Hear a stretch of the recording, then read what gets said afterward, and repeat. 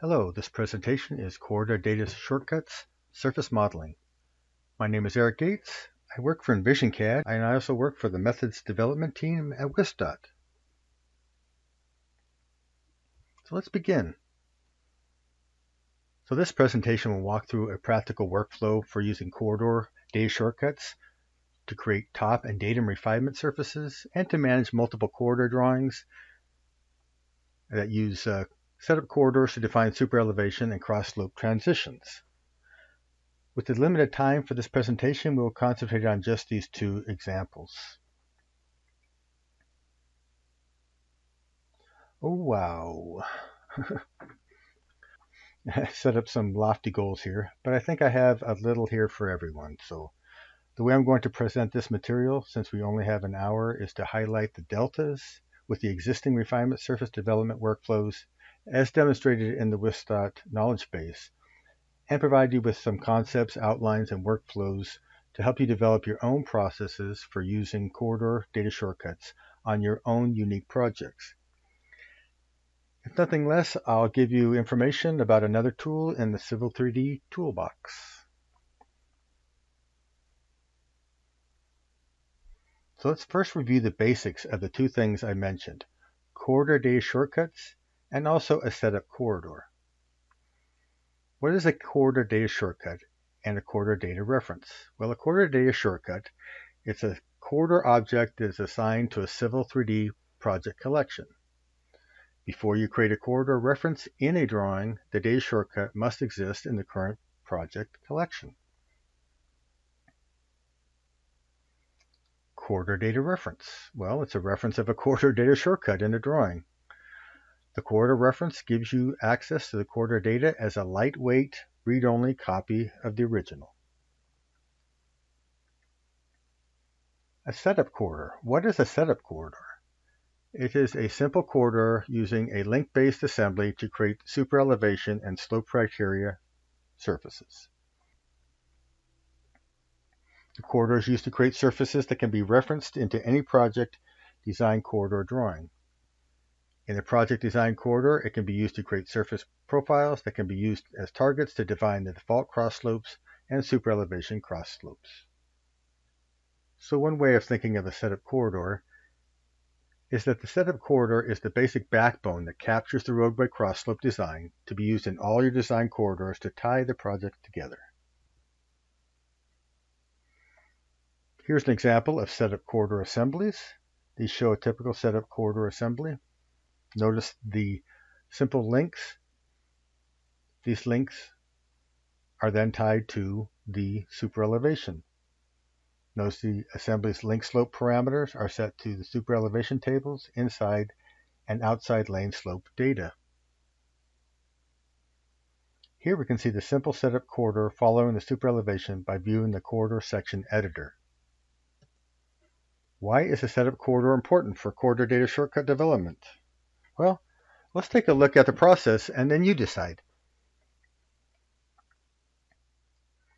Okay, so what I have here is the project alignment and profile drawing, or the align prof drawing. It has the baseline alignment with the baseline profiles and then side road profiles and side road alignments. To make it easier to see, I have turned on the setup corridor. This setup corridor is using the simple links to follow the super elevation and giving us that cross slope in a corridor.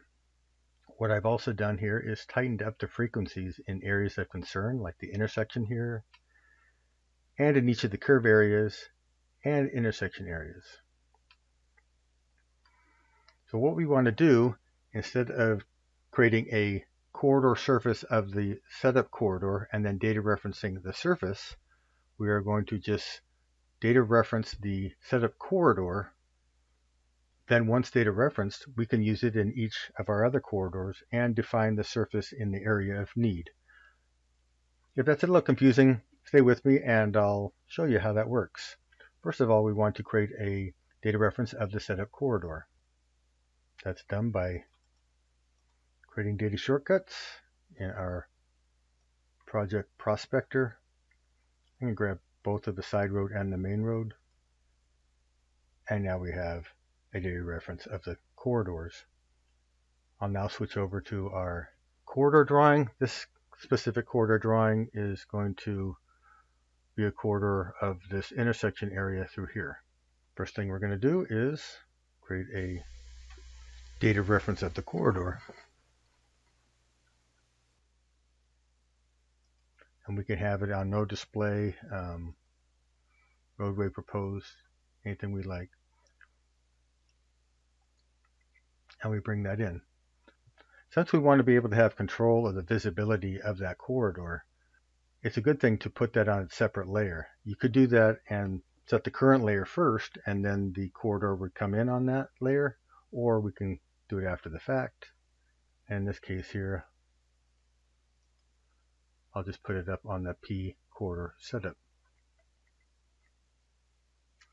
Now we have a very easy way to turn that off and on just by freezing the layer. Next thing we want to do is create a corridor surface. So since this surface is only going to reside in this drawing, we can pretty much name it what we like. I'm going to name it just main surface right now, but it may make sense to call it the intersection or whatever the specific corridor drawing is. For purposes of display here, I am going to put it on P triangles so we can see what's going on. Next, we want to add the links to the surface. In this case, I'm going to add links because of the fact that we just had a simple link assembly and add break lines. That'll make a simple surface for us to use. But we don't want it to extend along the whole corridor. We only want our area of concern, this intersection area. So what we can do is just create a surface boundary using a polygon. We can set that polygon onto a specific layer that doesn't, we'll unfreeze that first, that maybe doesn't plot or something like that. And now what we'll do is we'll go back into the corridor, go up into boundaries, and then we could add from polygon. In this case here, we add from polygon, press OK. And now we have a surface that's just limited, a corridor surface that's just limited to our area of concentration. And we can freeze that boundary. And now we can go ahead and work on the area. In this case here, we don't even want to see the surface, so what we're going to do is just turn that surface to no display.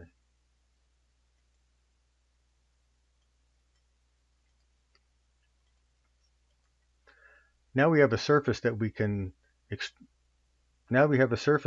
use to create surface profiles so that we can define our vertical information along our tapered edges of our intersection. So that's how you can data reference set up corridors and use them specifically in a drawing and then create the surface within that drawing. So if we jump right into that, let's just take a step back and do a little review on our next item. Review common corridor surface workflows. This is the workflow for creating both the top and datum corridor surfaces. I have provided a link here if you need any refresher on the process. Corridor surfaces using WisDOT design workflows consist of mostly creating top and datum surfaces using only point codes to define the longitudinal feature lines. Sometimes tighter frequency corridors with simple grade transitions, like the super elevation setup corridor, can use link codes to define the required surfaces. The creation of the top and datum corridor surfaces can be sped up with the new Dynamo script in Civil 3D 2020. The Create Corridor Surfaces tool can be found in the WisDOT Figured Dynamo player. Concepts and workflow basics for corridor and refinement surfaces. This presentation will cover workflows that build on and complement most of the training found in the Corridor and Refinement Surfaces section of the WisDOT knowledge base. So again, if you need a primer after this presentation, you can use this link for detailed instructions. The refinement surface basic workflow, as detailed in this link, still holds true when creating and using corridor data shortcuts. Let's look at some of the basic principles behind why we are creating a refinement surface. Grading or surface adjustments beyond the corridor may be needed for a final surface. Refinement surfaces is the final surface, a combination of all definitions pasted together. One refinement surface for each final surface, top and datum. No matter how we divide up the project, the definitions are always the same. All top surfaces go in the refinement top, all datum surfaces in a refinement datum, and other gradings and break lines may be added. Plan the order to be pasted to avoid last order rule. I'll show you what that means in a little bit. Top and datum surfaces are defined to daylight, so there are large areas that are coincidental. So let's review refinement surface workflows. This is the basic workflow for creating a composite refinement surface. In most cases, when creating the corridor top surface, the top surface covers the entire extent of the corridor between the slope intercept or the daylight on each side. Here we can see that in the image. The datum usually is defined between the subgrade shoulder intercepts on each side or the extents of the subgrade behind the curve on each side, as shown in the image here. So let's review the refinement surface workflows. The common workflow is to make a data shortcut of the corridor surfaces with defined boundaries in the corridor drawing, and then create a new drawing and data reference the corridor surfaces into the drawing to create the refinement surfaces. We can take a look at this map here, and we notice that we have a corridor drawing. We create the corridor top surface and boundaries in that drawing. We then create a data shortcuts of those surfaces. We bring those data shortcuts of those surfaces in. We paste them into refinement and data surfaces. And then any editing that we need to do to the surfaces, we have to go back into the corridor drawing to edit either a boundary or make other surface edits. Here's a map that shows the common multiple corridor drawing refinement surface workflows. Here we can see multiple drawings, each with their top surface and boundaries. Data shortcuts are created for each one of these surfaces from each drawing, and then those data shortcuts are brought into a refinement surface. So let's take a look at the corridor data shortcut itself. What is unique about using a corridor data shortcut? Corridor data shortcuts allow for complete creation of a corridor surface and surface boundaries from the reference corridor. This means that the workflow for creating surfaces from corridors does not need to be done directly in the corridor design drawing. Why does this matter? This means as part of the workflow, the corridor surface boundaries do not need to be part of a data reference at all. All the boundaries can be created in the refinement surface drawing where the surface pasting is happening. What else should we know about referencing a corridor? When a data shortcut for a corridor is created that uses alignment and profiles for its baseline, data shortcuts are automatically created for those baselines and can be seen in the prospector. So no need for the added steps to remember the baseline alignments and profiles that were used for a corridor. This does also mean that they come along even if you have no other use for them. What does not come along as part of the corridor data shortcut is any target geometry used to define the corridor. Baselines created from feature lines are treated as alignment profile references in the reference drawings, but do not appear in the prospector. For example, when you select the baseline of the reference corridor, the alignment contextual ribbon tab is displayed. But since it's not actually an alignment and only a feature line, the query and labeling tools will not work. Also, since the feature line is not brought into the prospector as an object, the only way to access the feature line is by selecting the representation graphically in the drawing areas. So as a rule of thumb, if you don't want to encounter that issue, use alignments and profiles instead of feature lines as your baselines. What else should we know about referencing a corridor? Well, cannot be done with a reference to a data shortcut is to promote the corridor into a new drawing. This is kind of obvious as the corridor is made up of assemblies and target parameters that do not come along with the shortcut either, so they cannot be promoted. The unique layer setting option when creating a reference of corridor data shortcuts does not work. It basically does not work. It does absolutely nothing. Hopefully that will get fixed in later iterations and versions of Civil 3D. A workaround for this may be creating a corridor reference layer state with generic corridor layers to share, and then set the corresponding layers current before creating corridor references. And there also may be work in the future with Dynamo scripts to assist with layer setting.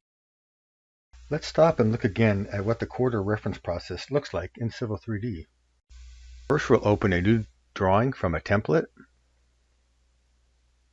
Then we'll import or create a unique corridor layer. This is necessary because when you data shortcut a corridor, a unique corridor layer is not created. So in this case, we've created a layer state. We're importing the layer state so we have the unique layers. Next, we will go ahead and set the layer current. So we have a current layer for the data shortcut to come into.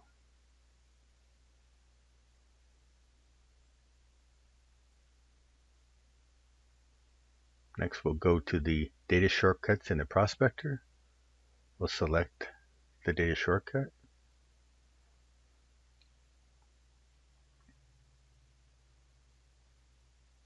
Notice the baseline alignments profile accompany the corridor as seen in the dialog.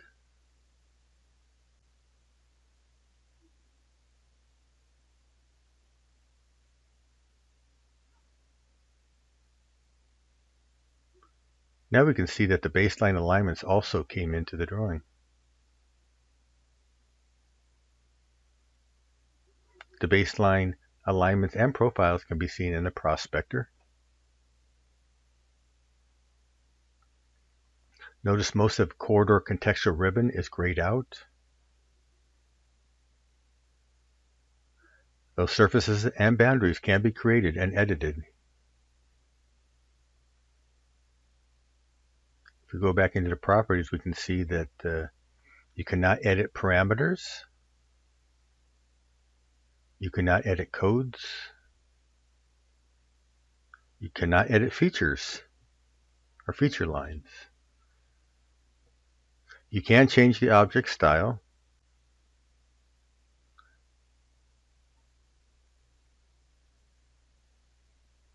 And you can change the code set style. In this case, we'll set to no display. Notice the feature lines are still shown.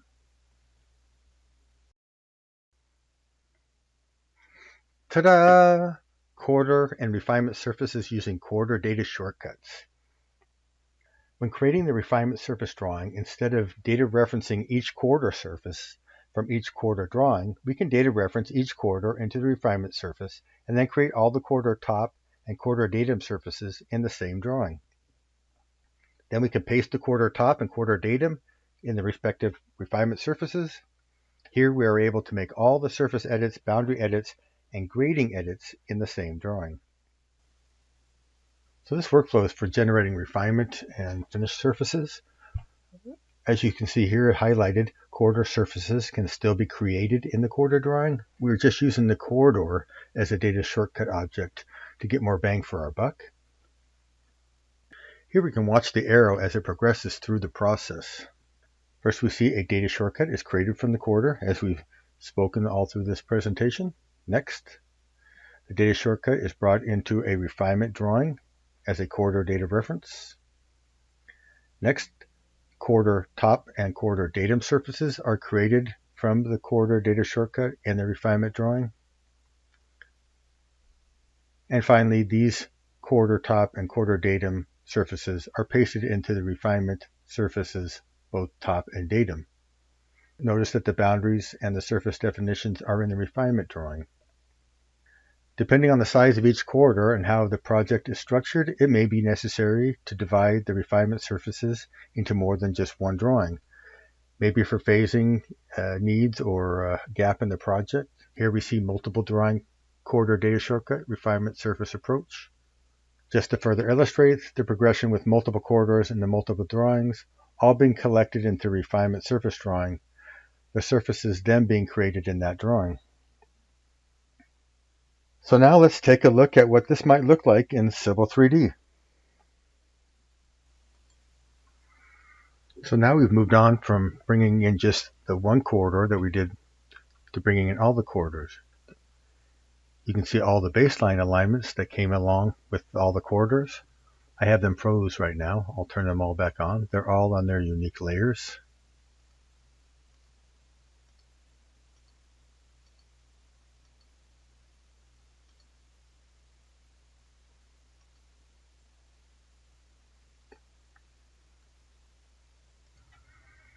So here we can see we have each leg has its own corridor. We have each curb return has its own corridor. And then we have the center alignment as its own corridor. Now what we'll do is create the corridor top surface and corridor datum surface. We're going to speed this process up a little bit by using the Dynamo Player script.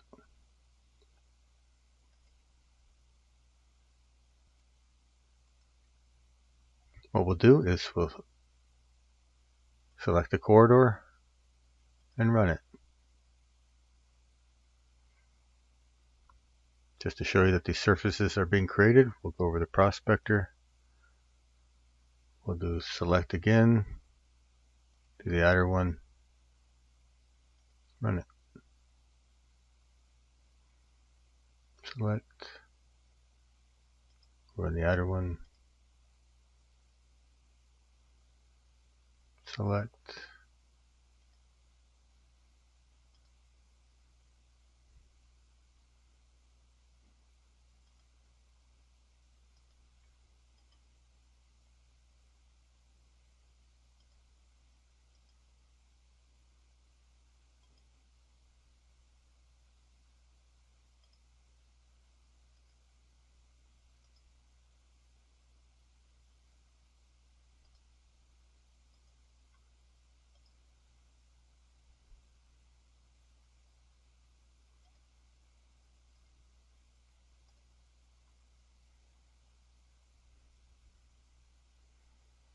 Now we have all the surfaces created.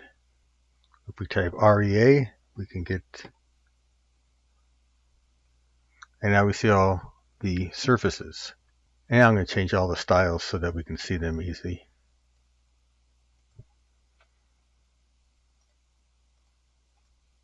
I'm grabbing all of them. The control button, do a select, and then from there go into properties.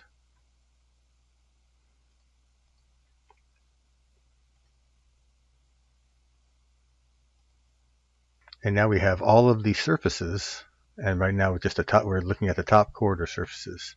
Next, what we'll want to do is set the boundaries for the corridor top surfaces. So like I stated before, one of the more difficult parts of creating any corridor surface, for any surface in that matter, is getting the boundaries correct. Nothing changes in this process really. In some cases, like in the center one, if I select the center corridor, I can use a corridor boundary and it will work. And on some of these other ones, I'm going to have to either have some feature lines that I've got already and or create some feature lines, or use the interactive tool to create some of these boundaries. Now what I'll do is I will turn that center style to one that's easy to see. The top border, apply, okay. And then in this case here, I should be able to just select the corridor and use the corridor extents as the outer boundary. Apply, build the corridor,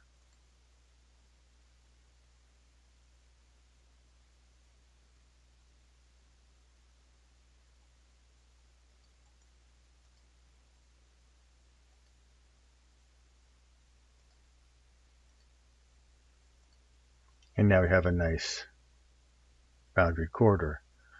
Like I said, some of these other ones, I will need to do a little more manipulation in the boundary world of boundaries. I'm going to see on the back side of this will take a little bit of time, and I will have all of the boundaries set for you, and we will move from there. Now I've moved ahead and added all of the boundaries for each of the corridors.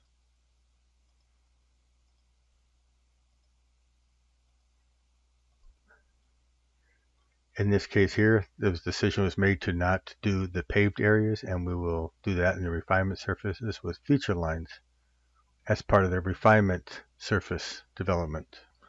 Now what we want to do is create the refinement surface by pasting in all of these corridor top surfaces. First thing we're going to do is create the surface.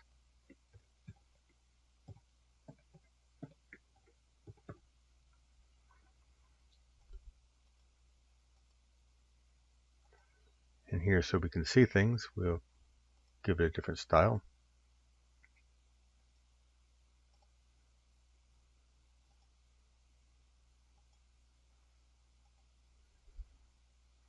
We'll go to Edits and Paste Surface. This will bring up a dialog box. And in this case here, it's really not going to matter besides the fact that we grab top or datum.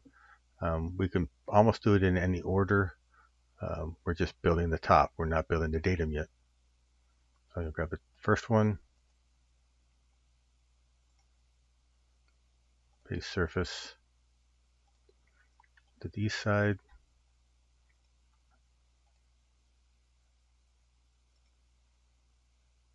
This select surface to edit paste is kind of a tedious process. It may be a good idea to possibly make some scripts or something for this area to make this a little faster, maybe multiple selections. It can be tedious at times.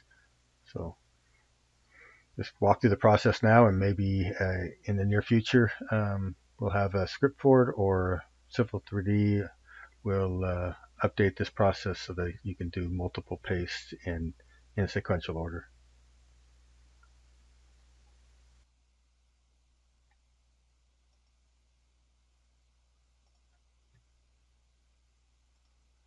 And the last one, the south one.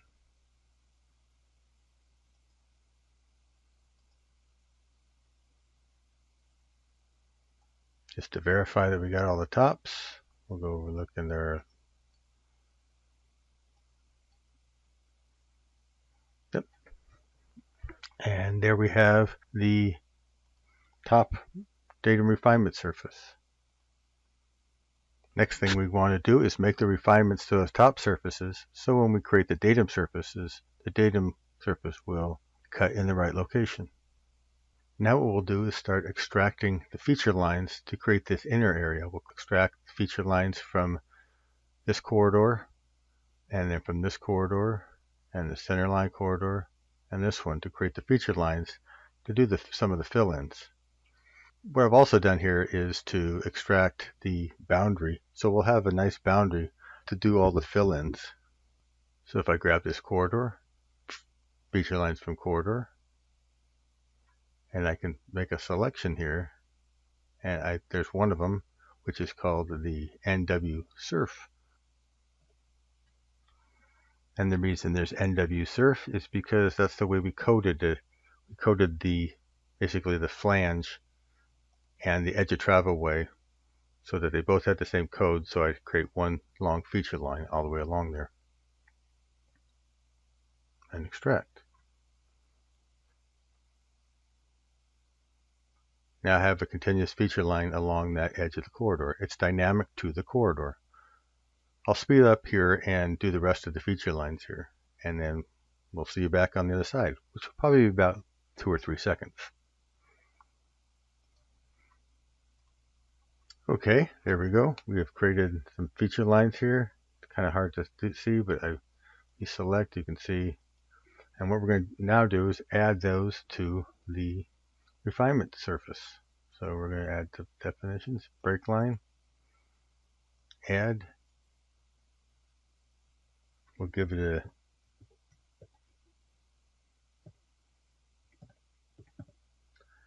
name there. We don't need any weeding or distancing. And we'll select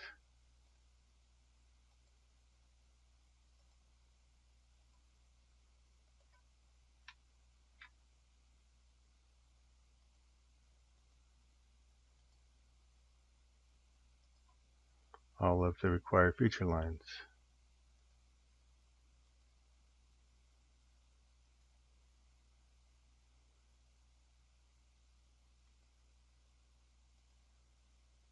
I believe I selected that one already.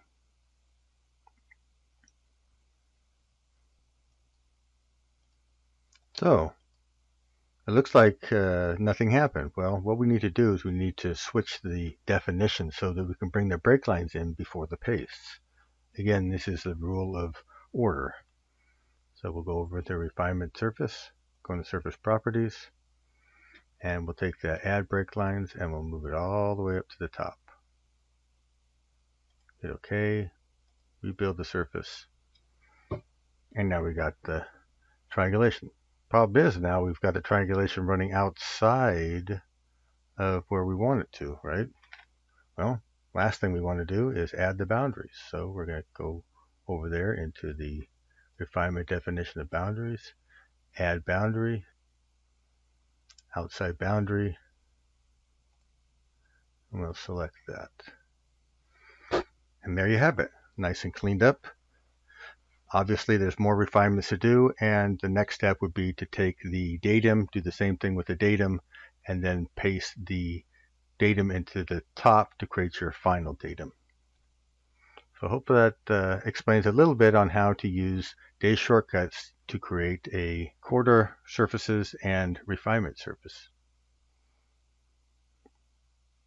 Of course, one other fun thing to do is to look at the surface in the object viewer.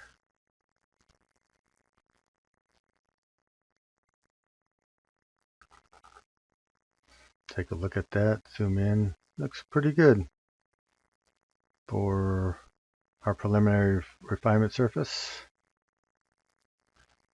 Again, that's the concept that we're looking at, and they all paste in good. The pavement feature lines connect, and all the surface edits seem to mesh in pretty well. Next, what we'll do is we'll close this out, and we'll take a look at what modifications to the corridors look like, right? The process is the same. Instead of having the corridor surface in the corridor drawing and then that data reference into this refinement surface, the corridor itself is being replicated out here, and then the surface is generated in this drawing and updated, both the corridor surface and the refinement surface, with all the boundaries as well in this drawing. So the only thing that's really coming across is any of the corridor references. So we'll hop on over to the set of drawing. This is the east end, and for ease of modification, we'll just grab this and I'll graphically pull this in a little bit. So that's the modification. We'll save this drawing. Then we'll hop right back on over into the refinement surface drawing. Here we're getting a notification that we need to synchronize. This is all really the same as you would see with corridor surface that's data referenced. Here we can see that the corridor updated, but the surface did not. Well, that's a function of the refinement surface itself. In this drawing here, I do not have my refinement surface set to rebuild automatic. If I had it set to rebuild automatic, the surface would have updated as well. If I go ahead and click rebuild, now my surface is updated. What hasn't updated, what is not dynamic, is the boundary that I used. So a good rule of thumb is really to not add the boundary until the very last. Make sure that you have your corridors set up and finished, because the refinement surface is your final surface. I just get used to having my definitions of my boundaries for my refinement surface kind of loose. Some of those lines are just going out there. I know that I can clean those up at the very end. I do need to have tight corridor boundaries, but as far as my final refinement boundary, that's something that really needs to be done at the end. Obviously, it could be done at the phases too. If I had a phase and then, needed to have this surface and then made this refinement, I would have to go back in and modify the boundaries. The other thing you could do is go back and update this boundary. If I change the definitions, if I take out that break line there and apply, and what I'm going to do is I'm just going to grab the surface, go into my edit surface styles for a moment, make sure my border's on with something I can see. I'm going to apply this edit just for this drawing session only because I just need to see something. And notice now that the surface boundary in blue, what I'm going to do is I'm going to erase this boundary here. I now have a boundary there. I can grab the surface. I then go up to extract from surface, extract objects, turn off the triangles. I'm just going to grab the border, select all, and I've got a border. So speaking of borders, maybe this is a good time to talk about the benefits and the drawbacks of using a corridor data shortcut for creating multiple corridor drawings and refinement surfaces. So now you have seen a tiny demonstration of how corridor data shortcuts can be used. Benefits of creating refinement surface drawings with corridor references? Well, one is the workflows allow for collaboration of surface creation efforts. Multiple people can be working on the surface and or the corridors. That leads to separates the drawing corridor design efforts from surface and boundary production. So corridors and corridor drawings and refinement surface are in refinement surface drawings. There's no need to swap between drawings to do the same surface tasks. This workflow process can speed up surface production by creating and editing a collection of corridor and refinement surfaces in one drawing. Another benefit is the ability to determine the makeup of the surface drawings independent of how the corridor drawings need to be structured. And if need be, one could still create data shortcut corridor top and datum surfaces out of the surface collection drawing or refinement drawing. Now let's look at some drawbacks to creating refinement surfaces with corridor references. For small projects or a project that is being designed by a single person, extra drawing files need to be created and managed. Another drawback is the additional objects like alignments and profiles are also data referenced at the time the corridor is data referenced.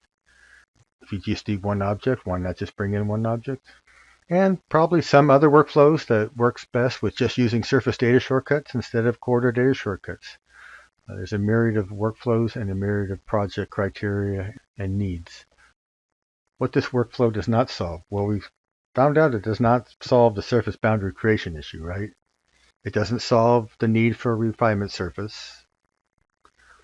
And the process of creating and maintaining corridor datum surface boundaries can still be a tedious effort or one that requires being able to custom code the assemblies used. What it does do is move the process out of the corridor drawing, which may already be as large as needed, and moves it to its own refinement surface production drawing. So with that, I say keep your corridors dynamic and your boundaries bountiful. Thank you.